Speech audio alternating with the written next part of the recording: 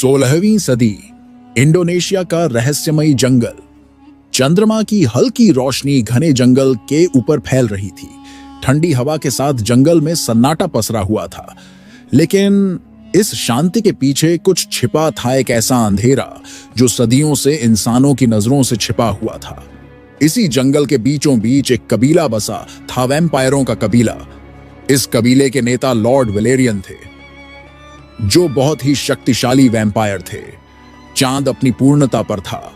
आकाश गहरे काले रंग का समुद्र बना हुआ था, जिसमें चमकते हुए सितारे मानो किसी भूले बिसरे रहस्य को बयान कर रहे थे।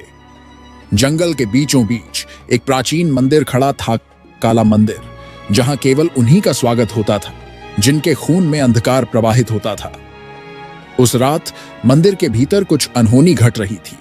मशालों की लौ अजीब तरह से टिमटिमा रही थी और हवा में एक अज्ञात शक्ति की गूंज थी। वेलेरियन, महान वैम्पायर राजा, पत्थर की वेदी के पास खड़े थे। उनकी लाल आंखों में गर्व था, लेकिन चेहरे पर गंभीरता की छाया। समय आ गया है, उन्होंने कहा। मंदिर के गर्भगृह में एक औरत पीड़ा से कराह रही थी। उसकी आंखों में भय और पीड़ा थी, लेकिन उसके भीतर कुछ और भी था, एक नई जिंदगी। वह कोई साधारण स्त्री नहीं थी, वह भी एक शक्तिशाली, बेहद खूबसूरत और बुद्धिमान वैम्पायर थी, जिसे वेलेरियन ने अपने प्रेम के बंधन में बांध लिया था। लेकिन प्रेम से जन्मा यह बच्चा कोई सामान्य संतान नहीं था। यह वैम्पायर का होने वाला पहला उत्तराधिकारी था। अचानक मंदिर की दीवारें कांपने लगीं। बाहर खड़े वैम्पायर्स ने घबराकर एक दूसरे की ओर देखा। यह कैसा जादू है? एक वृद्ध वैम्पायर फुसफुसाया।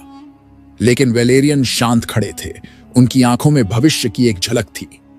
तभी एक जोरदार बिजली मंदिर के शीर्ष पर गिरी और उसी क्षण बच्चे का जन्म हुआ। रेयान। जन्म लेते ही बच्चे की आंखें चमक उठीं, न लाल न सुनहरी, बल्कि नीली। यह संभव नहीं। वेलेरियन की आंखों में पहली बार भय झलक उठा। रेयान कोई साधारण वैम्पायर नहीं था, एक हाइब्रिड, जिसके पास दोनों दुनिया की शक्तियां थीं, लेकिन हर शक्ति का एक अभिशाप होता है। रेयान का जन्म किसी भविष्यवाणी को पूरा करने के लिए हुआ था।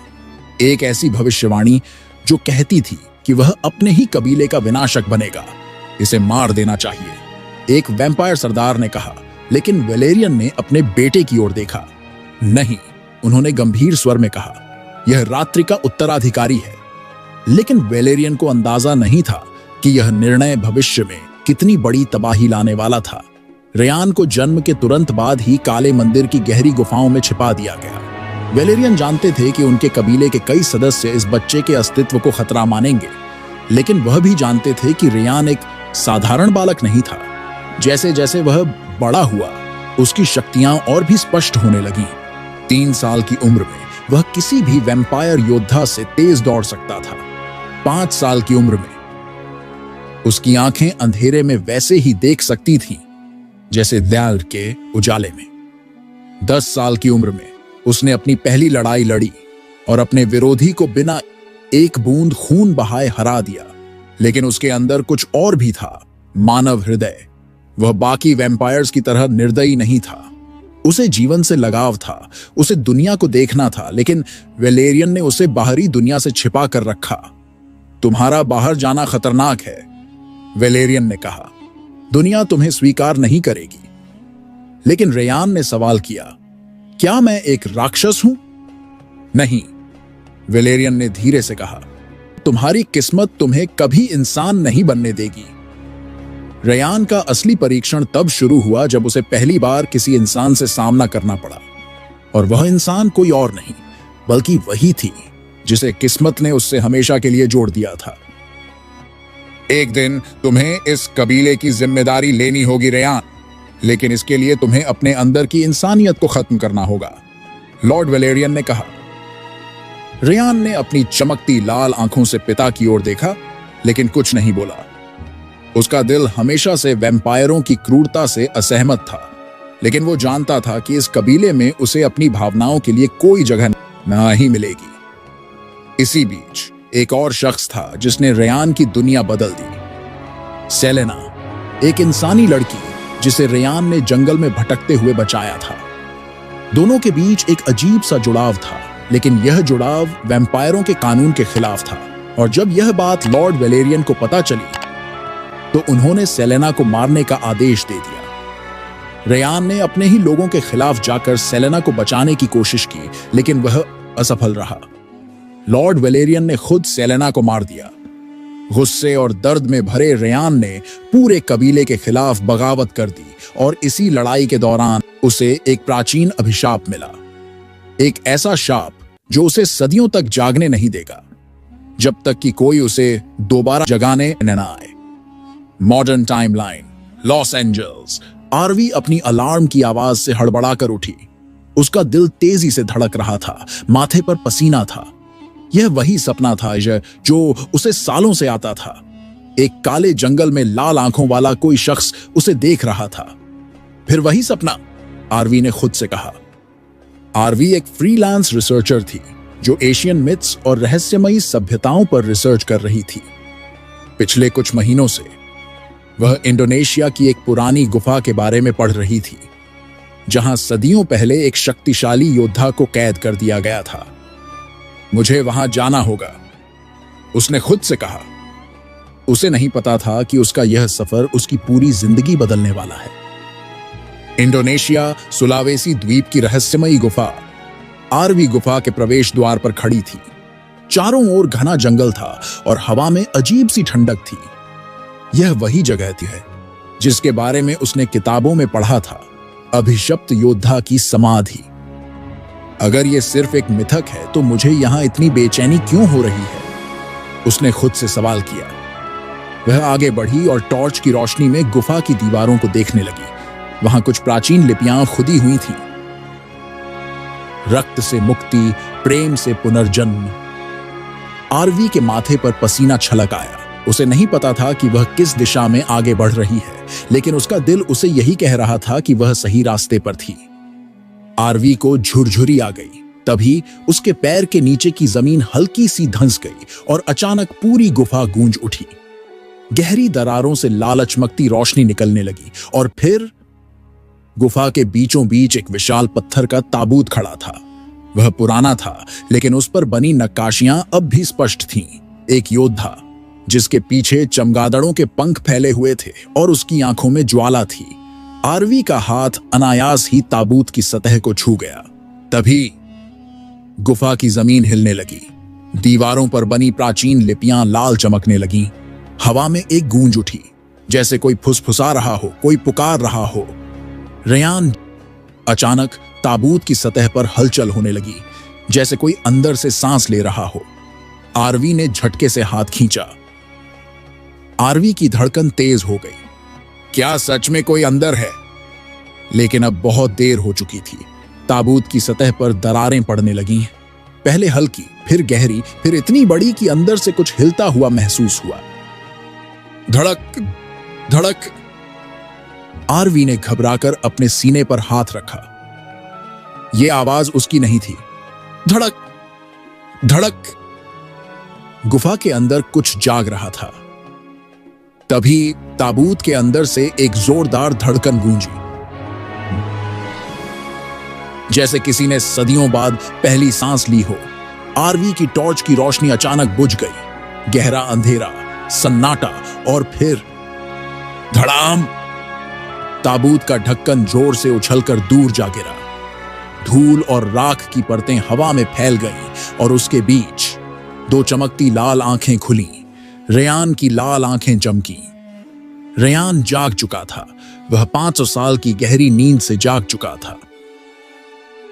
आरवी के सामने एक लंबा, आकर्षक लेकिन रहस्यमयी शख्स खड़ा था।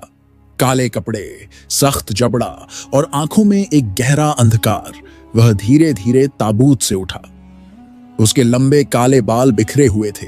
उसकी त्वचा हल्की नीली थी और उसका चेहरा सैकड़ों साल की नींद से अभी भी बोझिल था। उसने एक गहरी सांस ली, फिर उसकी नजर आरवी पर पड़ी। उसकी लाल आंखों में जैसे बिजली कौंधी। तुमने मुझे जगाया? आरवी कांप गई। मैं नहीं जानती कि यह कैसे हुआ। रेयान ने अपने हाथों को देखा। वे अभी भी कंपन कर रहे थे।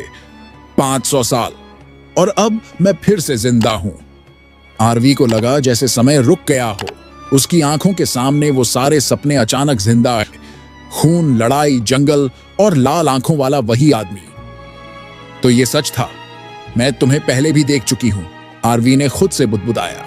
रेयान ने अपनी मुट्ठी भींची। मुझे यहां क्यों लाया गया? तभी अचानक गुफा के बाहर हलचल हुई। किसी ने उनकी उपस्थिति को महसूस कर लिया था। वे आ चुके हैं, रेयान ने गहरी आवाज में कहा। अब हमें यहां से निकलना होगा। गुफा के बाहर हलचल बढ़ती जा रही थी। भारी बूट्स की आवाजें पास आ रही थीं। यह कोई साधारण लोग नहीं थे, ये थे वैम्पायर हंटर्स, जिनका मकसद सिर्फ एक था, रेयान को मारना। रेयान ने अपनी नीली आंखों से अंधेरे में झांका। 6 शिकारी, हर कोई हाईटेक हथियारों से लैस। वे जानते थे कि उन्हें किसका सामना करना है। यही मौका है, उनके लीडर ने कहा, और अगले ही पल गोलियां चलने लगीं, चांदी से बनी गोलियां, जो वैम्पायर्स के लिए जहर थी। रेयान बिना किसी चेतावनी के हवा में कूदा और बिजली की तेजी से पहले शिकारी की गर्दन मरोड़ दी। दूसरा शिकारी उसकी ओर झपटा, लेकिन रेयान ने उसे इतनी ताकत से धक्का दिया कि वह गुफा की दीवार से टकराकर बेहोश हो गया। आरवी डर और हैरानी से सब देख रही थी। उसे समझ नहीं आ रहा था कि वह यहां से भागे या फिर इस रहस्यमयी शख्स के साथ रहे, जिसे उसने अभी अभी जगाया था। झुको, रेयान ने आदेश दिया, और जैसे ही आरवी नीचे झुकी, एक शिकारी की गोली सीटी बजाती हुई उसके सिर के ऊपर से निकल गई। रेयान ने गुस्से में आकर उस शिकारी का गला पकड़ लिया और उसकी आंखों में झांका। उसकी आंखें चमकने लगीं। Vampire hypnosis! शिकारी की सांसें तेज हो गईं और अगले ही पल उसने अपने ही साथियों पर हमला कर दिया। चलो यहां से! रेयान ने आरवी का पकड़ा और दोनों गुफा से बाहर भागे। आरवी अभी भी सदमे में थी। तुम कौन हो? रेयान ने उसकी ओर देखा। मैं तुम्हारा अतीत हूं और शायद तुम्हारा भविष्य भी। आरवी को समझ नहीं आया कि उसका क्या मतलब था। तुमने मुझे क्यों जगाया? मैंने कुछ नहीं किया, बस मुझे ऐसा लगा जैसे मुझे यहां आना चाहिए, आरवी ने कहा। रेयान मुस्कुराया। यह सब एक इत्तेफाक नहीं है आरवी, हम दोनों एक कहानी के किरदार हैं जो अभी खत्म नहीं हुई। लेकिन इससे पहले कि आरवी कुछ और पूछती, रेयान का चेहरा अचानक कठोर हो गया। वे हमें ढूंढ लेंगे, हमें छिपना होगा। कौन? वे जो सदियों से मेरा इंतजार कर रहे थे, वैम्पायर कबीला। रेयान और आरवी लॉस एंजल्स की एक पुरानी इमारत में छिपे हुए थे। बाहर हल्की बारिश हो रही थी और दूर किसी गली में कुत्ते भौंक रहे थे। बारिश की बूंदें खिड़कियों से टकरा रही थीं। कमरे में हल्की रोशनी थी और बीच में एक पुराना लकड़ी का टेबल रखा था। रेयान और आरवी आमने सामने बैठे थे। रेयान चुप था, लेकिन उसकी आंखें आरवी पर टिकी थीं, मानो वह उसे समझने की कोशिश कर रहा हो। आरवी के दिमाग में सवालों का तूफान चल रहा था। वह क्यों लगातार अजीब सपने देखती रही? क्यों उसे ही रेयान को जगाने के लिए चुना गया? और सबसे महत्वपूर्ण, वैम्पायर कबीले से उसका क्या संबंध था? तुम इतने गंभीर क्यों हो? आरवी ने अजीब सी बेचैनी महसूस करते हुए पूछा। रेयान कुछ पल चुप रहा, फिर धीमी आवाज में बोला, तुम्हें कभी लगा कि तुम बाकी लोगों से अलग हो? आरवी ने हल्का हंसने की कोशिश की। क्या तुम मुझसे पूछ रहे हो कि मैं नॉर्मल हूं या नहीं? नहीं। रेयान की आंखों में हल्की चमक आई। मैं पूछ रहा हूं कि क्या तुम्हें कभी महसूस हुआ कि तुम इस दुनिया का हिस्सा नहीं हो? आरवी का दिल तेज धड़कने लगा।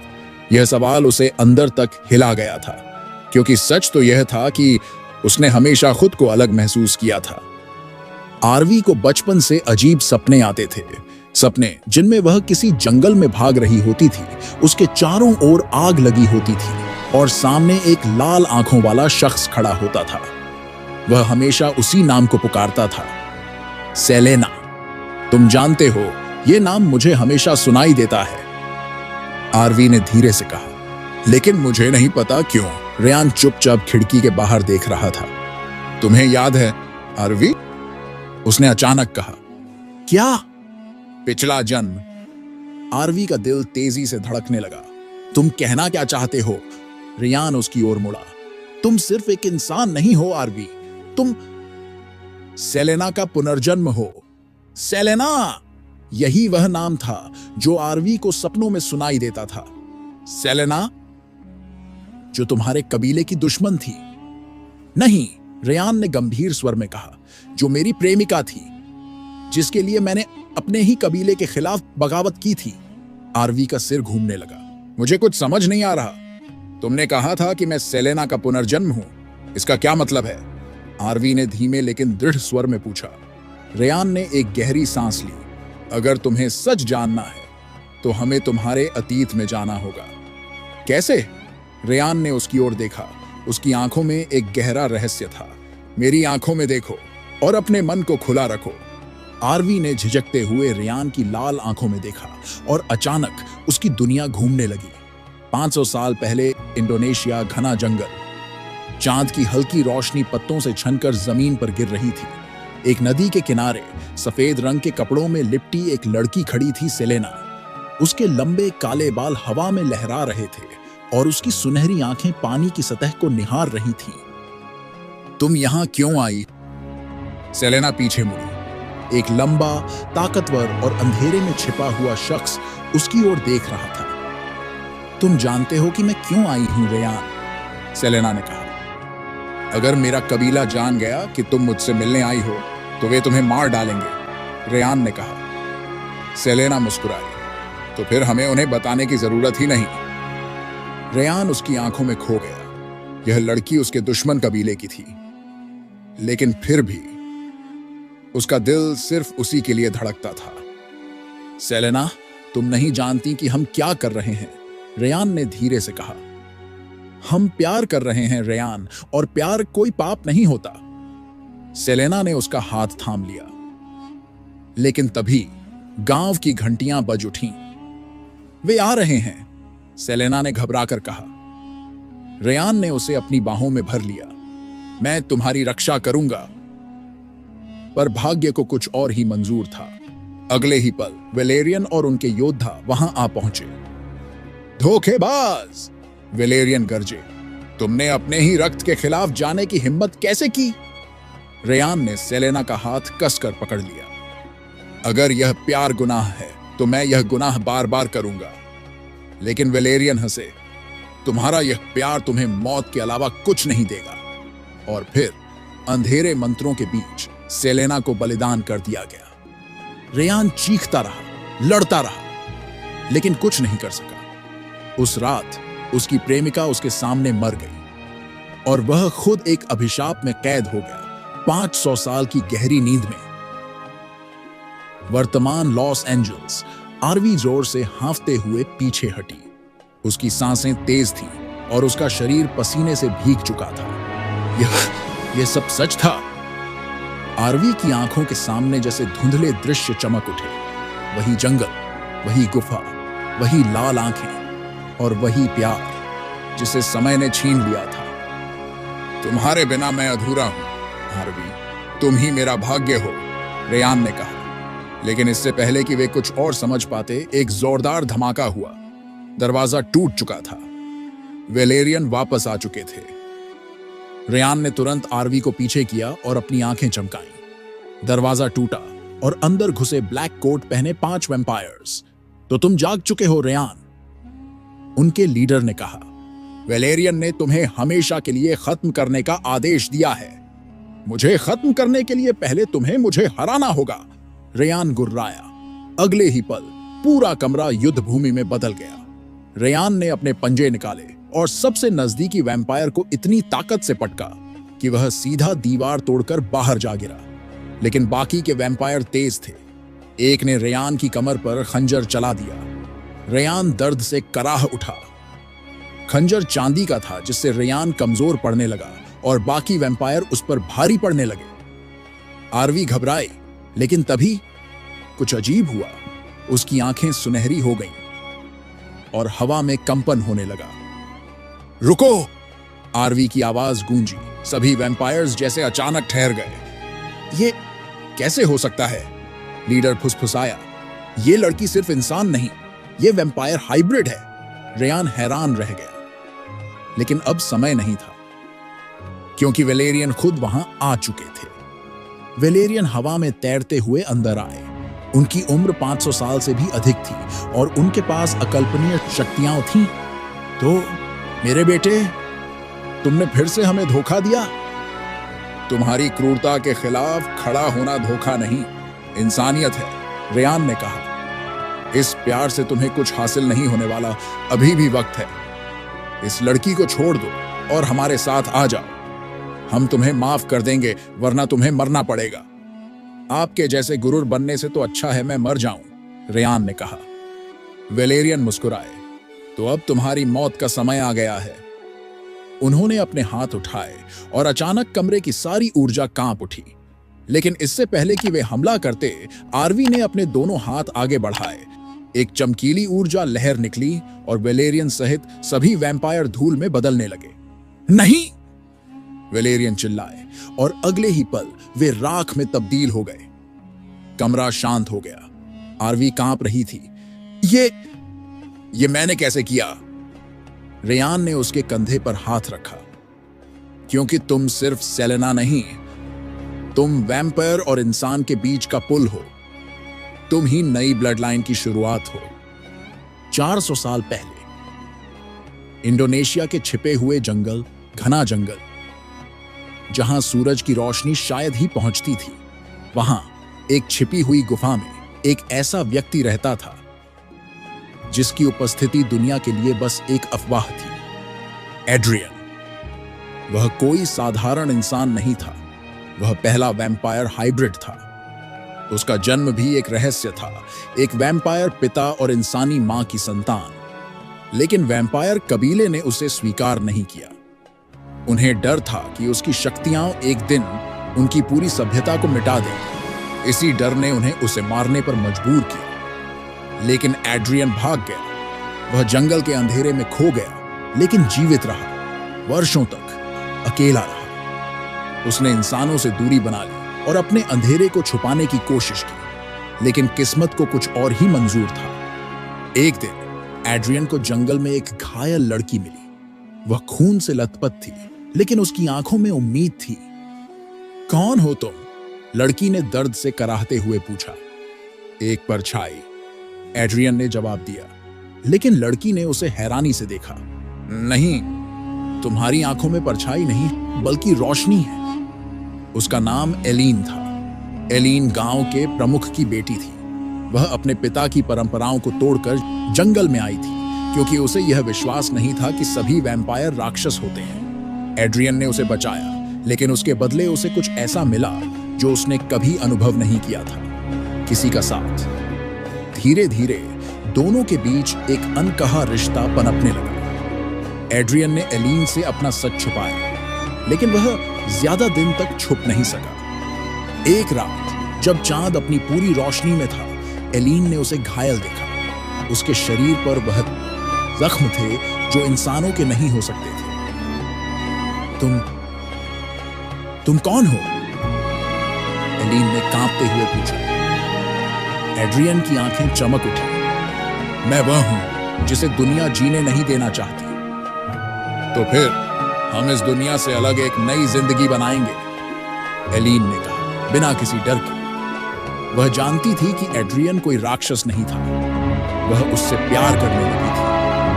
एड्रियन और एलीन जंगल में एक गुप्त जगह पर अपनी दुनिया बनाई, लेकिन प्रेम को हमेशा परखना पड़ता है। कुछ महीनों बाद एलीन ने एक खबर दी। वह मां बनने वाली थी। एड्रियन के लिए यह खुशी और डर का मिला जुला एहसास था। क्या यह बच्चा मेरी तरह होगा? उसने खुद से सवाल किया। और फिर नियत दिन आया।